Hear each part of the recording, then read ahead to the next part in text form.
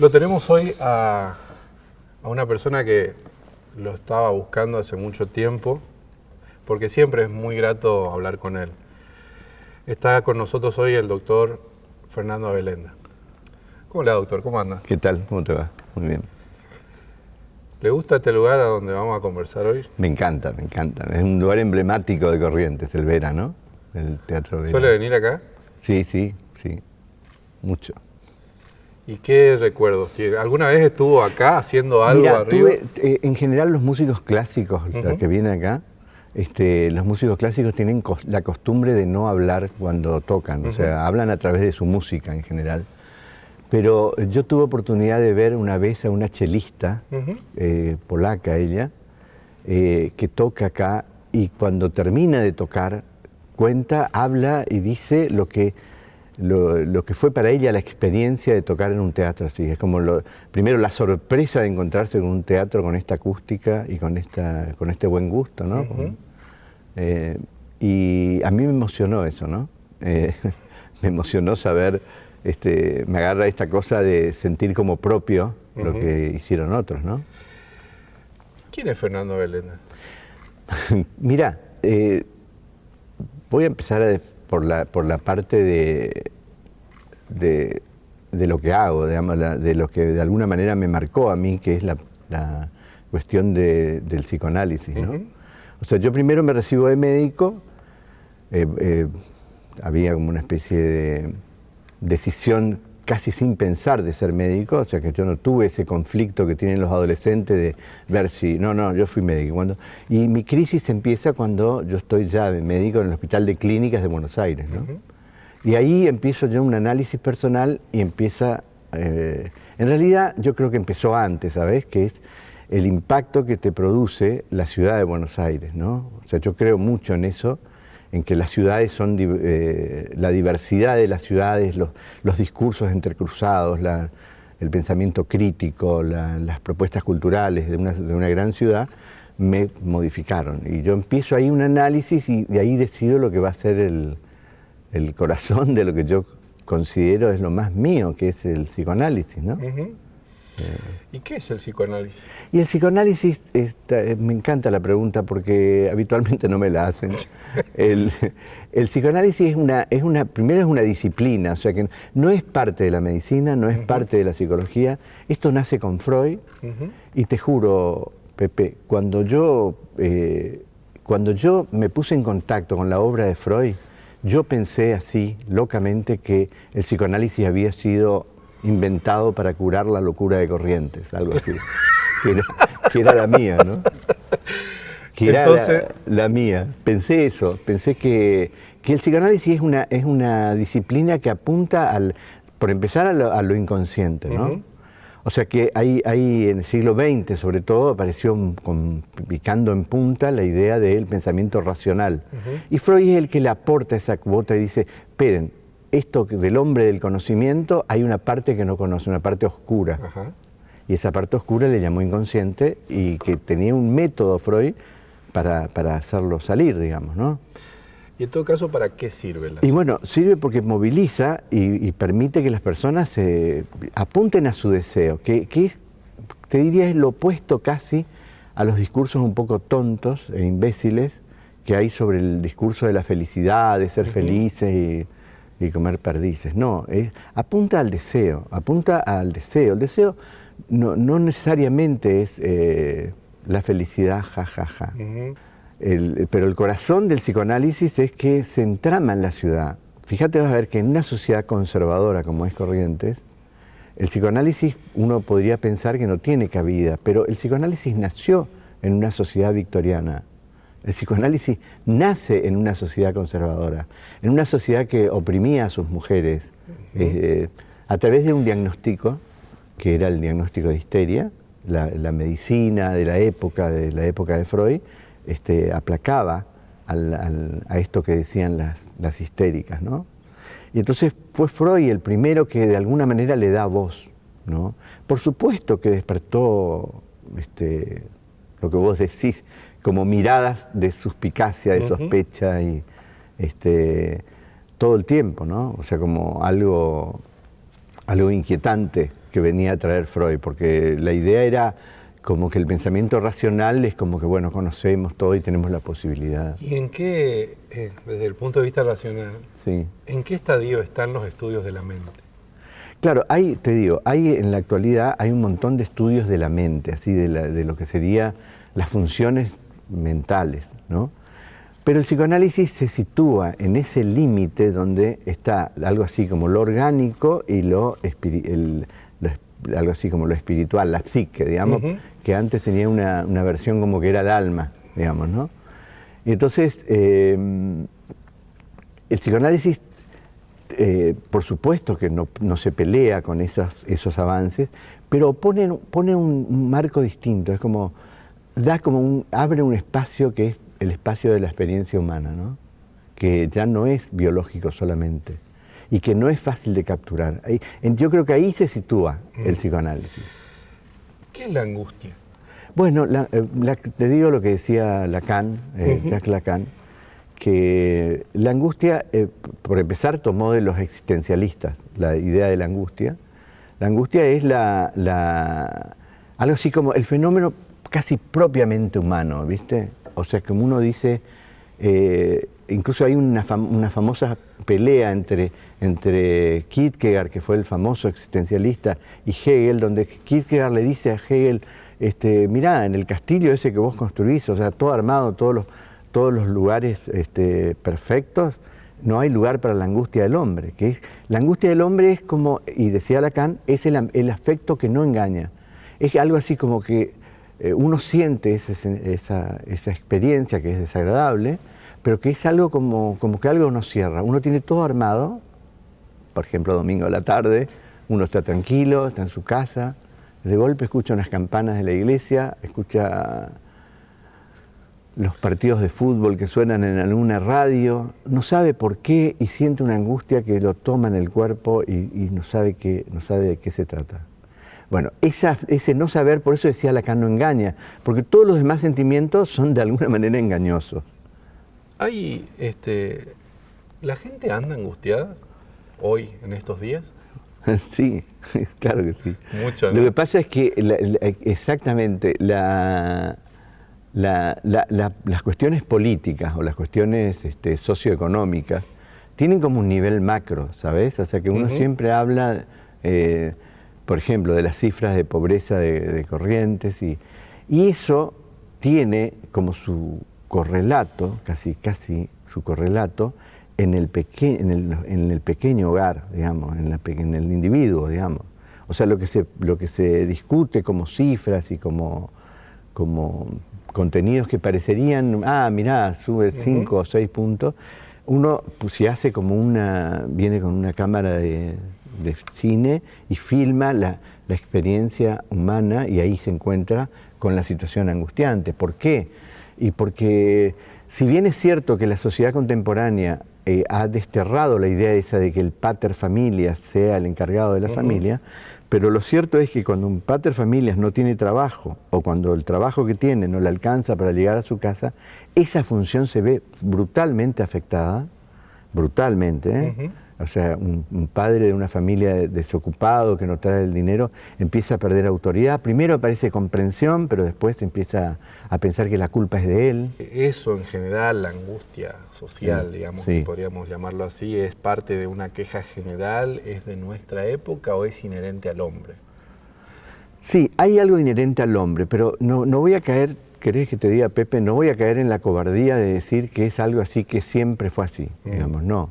Es una responsabilidad de toda la clase dirigente cuando situaciones coyunturales se dan. O sea que hay una angustia que es existencial, es del hombre, estoy de acuerdo, que se da en el rico, que se da en el pobre, que se da en todo. Pero también podemos decir que hay una angustia que es mayor o menor en función que ande mejor o peor. Claro. O sea, cuando una sociedad se desresponsabiliza y dice, bueno, yo me desresponsabilizo de lo que está sucediendo, yo no tengo nada que ver, yo creo que es un error grave. En un libro que se publicó hace un tiempo y que del cual usted participa, que se llama, voy a leerlo, para Derecho, Democracia y Poder, que fue editado por el Instituto Semper, ahí hay un trabajo suyo, digamos, Sí. una tesis donde dice que el hombre, anterior a la modernidad, basada su ser en la religión, Sí, la tradición heredada sí, o en hábitos, valores y costumbres que son cuestionados o carecen de fundamento en nuestros días. en nuestros días. Ahora, Sí. si yo pongo esto mismo y lo comparo con la sociedad correntina, ¿esto pasó? Es decir, la sociedad de Corrientes ya no basa su ser en la religión, ni en la tradición, ni en los hábitos, ni en los valores y costumbres. Bueno, ni esa- los cuestiona. Claro, claro. Yo creo que sí, yo creo que nadie escapa a lo que pasa, a lo que sucede en los tiempos que corren. Lo que dicen todos y se ponen todos de acuerdo los sociólogos, psicoanalistas, es que lo que ha caído es lo que se llama la figura del nombre del Padre. Lo que yo te decía, o sea, ¿qué ordena todo eso? La religión católica, por ejemplo, tiene la idea de Dios Padre, ¿no? Ujú. O sea, y la idea de una verdad que funciona y hace como que las cosas son así.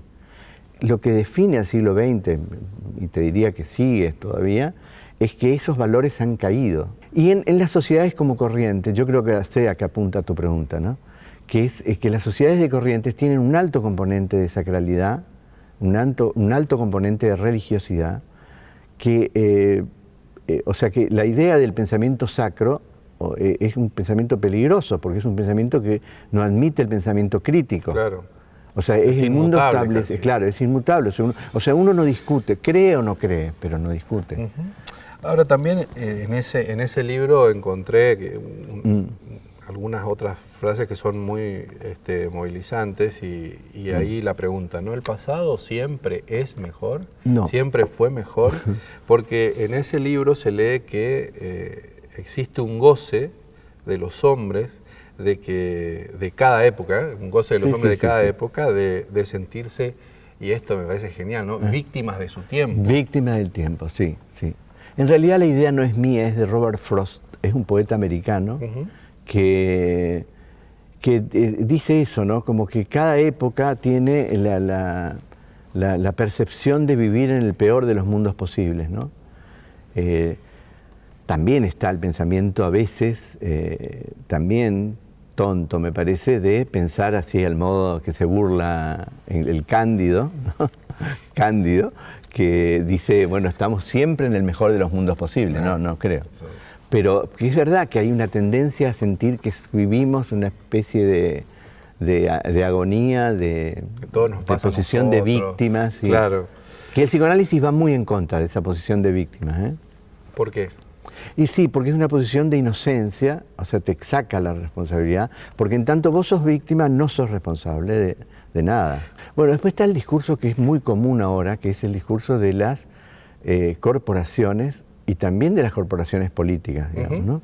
O sea, donde no hay un sujeto responsable, o sea que, no sé, hay hambre y hay hambre y no es culpa de nadie, ¿no? Claro.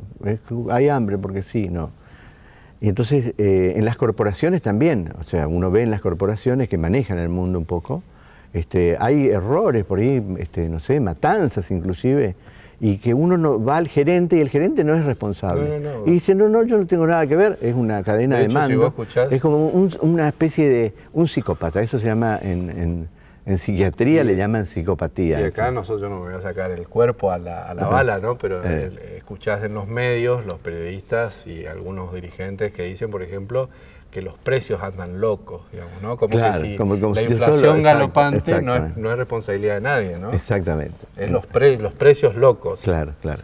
Bueno, pero yo creo que, y encima peor todavía, porque por ahí se hacen análisis sociológicos de la sociedad y se le culpa a la gente, algo así, entre comillas, a la gente como que está dormida para el reclamo, que acepta solamente que se le paguen los sueldos, que no dice nada, que... Cuando en realidad lo que se desconoce es que hubo toda una política de sometimiento, Exacto. o sea, yo alguna vez lo dije, son políticas errantes, son cautiverios que silencian, que dejan a la provincia, al provinciano en un terreno de que a nadie le importa. Hay otra frase que me gustaría compartir con todos, de ese libro de Derecho, Democracia y Poder, que dice que las experiencias democráticas, porque esto me parece que es fundamental, muestran que hay un conflicto permanente entre el poder político de la democracia y el interés del poder real. Ahí tenemos dos cosas, ¿no? Sí. La política y el poder real. Las más de las veces el poder político queda reducido a garantizar los beneficios del poder real. Exacto, el poder económico. Pero es interesante ver cómo cuando se presentan los conflictos, el poder económico, a través de los medios de comunicación, desprestigian al poder político. ¿Vos ves acá también que pasa eso? Sí, siempre pasa eso. Y fíjate, vas a ver que dicen que el poder, algo así como es un dicho eso, pero es un dicho que está instalado como corazón, como que el poder y la duración en el poder desgasta al político. Cuando en realidad lo que hace el poder económico es el que desgasta. O sea, entre paréntesis, yo creo que la responsabilidad mayor de la decadencia de un determinado, de una situación de la provincia de Corrientes, por ejemplo, o sea que hay una especie de cada vez peor, eso yo no creo que sea responsabilidad de los políticos, creo que es responsabilidad del poder económico, que lo que hace... De los dueños de la provincia. Claro, de los que tienen el poder así, son los que de alguna manera manejan manejan a estos políticos. Y los políticos ahí tienen la gran responsabilidad, ¿entendés? Porque los políticos vienen legitimados por el poder popular. Pero una vez que arriban al poder, ahí empiezan a negociar. Está bien, lo tienen que hacer, ¿eh? Lo tienen que hacer con el poder económico. Pero hay un momento donde sí o sí tienen que deberse a los que lo votaron. ¿Cómo te definís en términos políticos? Mira, yo, nacional y popular, una cosa así. Sí. Porque es verdad, yo en su momento apoyé muchísimo a Alfonsín. Vi cómo yo estuve en Plaza de Mayo cuando Alfonsín fue quebrado por el poder económico, ¿me entendés? El poder económico lo aplasta, le deja una deuda el gobierno militar, algo que muy pocas veces se dice, que el gobierno militar dejó una deuda monstruosa que prácticamente hizo imposible el gobierno de Alfonsín. Y en el 85, Alfonsín habla de la economía de guerra, bueno. Pero lo cierto es que yo fui alfonsinista cuando Alfonsín, acá en este teatro, Dios mío, ahora me acuerdo, en este teatro vino Alfonsín una vez, en interna con Balbín, y me compró totalmente. Porque usó una metáfora, él dijo que éramos como gallinas que gritábamos ser libres, pero estábamos en gallineros. Eso dijo acá, en este teatro, Alfonsín. Y yo sentí eso que me tocó como correntino, ¿no? Y bueno, pero después, cuando apareció Néstor Kirchner, yo no lo voté, pero cuando Néstor Kirchner empezó a dar señales de no tomar deuda, por ejemplo, de tener una obsesión con no tomar deuda, y entonces yo empecé a apoyar totalmente el gobierno de Néstor y después de Cristina, ¿no? ¿Y sos de trenzarte en discusiones en función de la grieta? Sí, tremendo. Pero yo tengo mi interpretación de eso, de la grieta, ¿no? Yo creo que es lo que digo ahí. Cuando vos haces una política, que es una política cobarde, es una política que apunta al poder económico, no vas a tener grieta. Vas a tener silencio y vas a tener... son políticas de cautiverio esas. Cuando vos haces una política que piensa en la gente, vos tenés que tocar intereses. Y si tocas intereses, vas a tener guerra. Porque encima el poder económico tiene una posibilidad que es hacer lo que Jauretche llamaba, convencerme a mí, por ejemplo, que soy un profesional, que yo tengo los mismos intereses que tienen determinados sectores que no son mis intereses. Y de hecho Jauretche decía que de lo que te acusa el poder real es, o del tamaño de la acusación del poder real es del tamaño del interés que estás tocando, ¿no? Exactamente. Vos tocas, cuando el político toca intereses, empiezan a aparecer... Mira, estuve leyendo en el libro de Altamirano, en La Argentina como problema, un trabajo que habla sobre los primeros ataques que recibió Irigoyen. Irigoyen, creo que el gobierno actual nuestro es radical. Irigoyen, cuando asume, se va en un carro y la gente tanto lo amaba, porque era el caudillo, era el personalismo, toma el carro y lo llevan ellos a Irigoyen. O sea que hacen como una cosa, un acto de amor colectivo sería, ¿no? Bueno, al otro día en los diarios se leyó eso como barbarie. ¿Cómo estás viendo el país? Muy mal, muy mal. Pero siempre yo tengo, hago, en esto también soy de Jaureche, ¿eh? Yo creo que lo último que tenemos que perder es la alegría. ¿Y la provincia cómo ves? Y bueno, la provincia, a mí me duele la provincia, esa cifra que apareció me duele. Yo creo que Corrientes sufrió a lo largo de su historia, y también es responsabilidad de la clase dirigente, y ya te digo, no solo política, ha sufrido como una especie de declive, que para mí empieza cuando se gana la guerra del Paraguay, ¿no? Y a partir de ese momento, Corrientes siempre, fíjate, cuando el país fue peronista, Corrientes fue antiperonista. Pero cuando viene la Libertadora, la Libertadora, tampoco es que benefician a Corrientes, ¿entendés? O sea que es como que somos socios en la pérdida y nunca en la ganancia. Nunca en la ganancia. Fíjate vos que, bueno, pasó con Malvinas también, ¿no? Lo de Malvinas es que Corrientes puso un montón de chicos, un montón de... Sí, es de la provincia que más aportó, claro. Sangre inocente casi, ¿no? Sí, totalmente.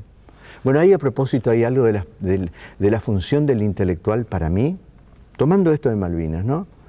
Hay una documental que la hace Carlos Pino y Aguirre, creo y Juan Aguirre, muy bueno, Dos mochilas se llama, que son los excombatientes que se van a Malvinas. Uno de ellos, su hijo le pregunta y le dice, papá, contame, ¿qué pasó? Porque parece que nunca habló. Y el hombre le dice, un excombatiente le dice, no me sale mi hijo, no me sale. Y yo en eso, cuando escuché eso, me emocioné porque me capta exactamente eso, algo así como, la verdad de la guerra está en ese silencio, no en las cosas que se dicen. Y entonces yo pensé que la tarea de un intelectual, de cualquiera, de alguien que opine en los medios, es contar sobre eso que no le sale a este. Y así como no le sale a un excombatiente de Malvinas, no le sale a un oprimido, un peón que está oprimido, a una persona que en el siglo XXI no tiene agua corrientes, no tiene escuela para sus hijos, no tiene electricidad, ¿entendés? Entonces, darle voz a eso me parece casi una definición de lo que es ser un intelectual. Tenemos un libro acá y a mí me gustaría que nos leas. Hay dos fragmentos que están marcados en ese libro, que es un libro de don Mario Marturé, que es que cuenta un poco su recorrido de vida y político, que tiene el prólogo de Fernando Abelenda, que es como dice Abelenda, soy un eterno prologuista. Yo soy prologuista sin libro, digamos, como una especie de fortaleza vacía, ¿viste? Una especie de fortaleza y no hay ejército atrás. Ahí están marcadas dos cosas y me parece que son cruciales porque a mí por lo menos me impacta de lleno, ¿no? ¿Podrías leernos? Muchas veces he pensado que vivimos en una sociedad que se jacta de sus tradiciones y de su identidad, como si los hombres y las mujeres de estas tierras estuviéramos condenados a ser idénticos a nosotros mismos. Una identidad conservadora en muchos aspectos es agobiante, pero al mismo tiempo, y esto es lo grave, es apacible y complaciente. Un ser correntino al que se le rinde pleitesía y se lo llena de atributos positivos, de adjetivos altisonantes en poemas y relatos, pero que esconde un sentimiento atávico e inveterado de minusvalía. La nuestra es una sociedad que se nutre de contradicciones. Por un lado, reivindica los valores cristianos y por otro, exhibe niveles de injusticia social y de pobreza indignantes.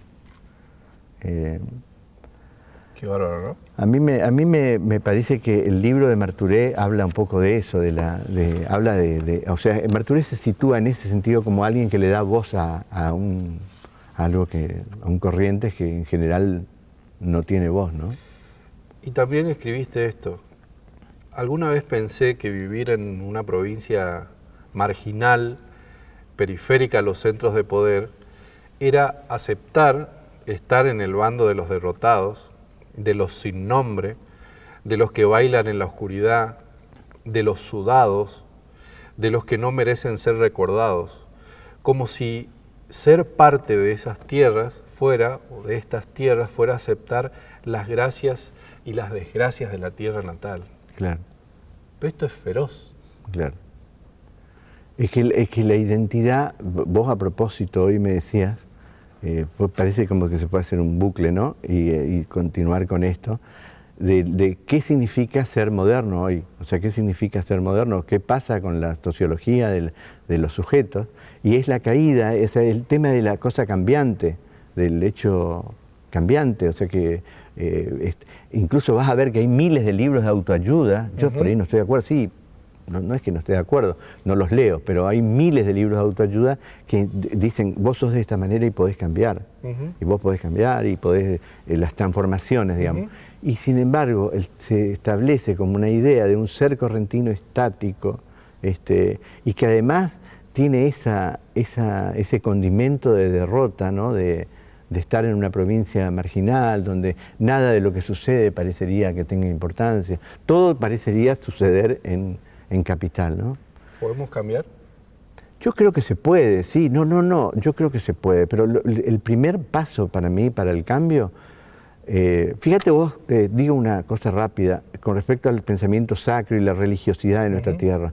Por ejemplo, yo creo que hay una responsabilidad de los dirigentes de la religión, porque acá en Corrientes hay una historia de eso, que han sido, fíjate, en la década del 60, Monseñor Devoto en Goya, fue uno de los tipos que no fue el que armó, pero fue el que apoyó a las ligas agrarias, que fue la primera vez que los peones rurales tenían como voz, digamos. Sí, y llama mucho la atención que hoy, ¿no? con 49% de pobres, la iglesia como que se mantenga en silencio. Bueno, ¿no? la iglesia tiene una responsabilidad, porque este pueblo es profundamente católico, ¿me entendés? Entonces, si es profundamente católico, la iglesia católica tiene que estar a la altura de eso, me parece a mí. Yo no soy nadie para decirle qué tienen que hacer, pero ellos sí saben que tienen que hacer. Pero lo mismo pasa con la clase política, y yo creo que los políticos tienen que hacer eso, tienen que salir de esa, porque tienen como una idea, creo que ñengá le dicen acá, ñengá es como un ñengá, que es como una especie de prenderse de la rama que les da de comer, digamos. Y entonces nunca modifican, nunca aparecen con una posición de ruptura, que el pueblo amaría, digamos, los amaría. Y lo mismo pasa con la clase económica, ¿entendés? O sea, la clase económica, yo valoro a los empresarios que ponen cosas acá, que dicen que aman este lugar y que pongan cosas acá. Correcto. Me quedó medio cuestionario. A ver. Así que la próxima la seguimos. Bueno, me encantó estar, Pepe. Muchas gracias. Muchas gracias.